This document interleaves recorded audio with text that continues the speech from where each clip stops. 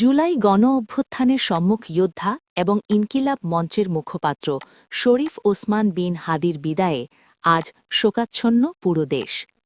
এই বীর সেনানীর অকাল মৃত্যুতে আজ শনিবার সারা দেশে পালিত হচ্ছে একদিনের রাষ্ট্রীয় শোক। প্রধান উপদেষ্টা ড মুহাম্মদ ইউনুসের ঘোষণা অনুযায়ী আজ দেশের সব সরকারি, অধা সরকারি, স্বায়ত্তশাসিত প্রতিষ্ঠানসহ শিক্ষা প্রতিষ্ঠান ও বিদেশে অবস্থিত বাংলাদেশ মিশনগুলোতে জাতীয় পতাকা অর্ধনমিত রাখা হয়েছে।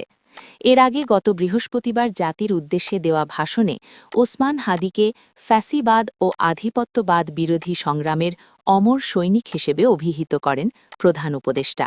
তিনি তার আত্মার মাগফিরাত কামনা করেন এবং তার এই প্রয়াণকে দেশের গণতান্ত্রিক পরিসরে এক অপূরণীয় ক্ষতি হিসেবে উল্লেখ করেন।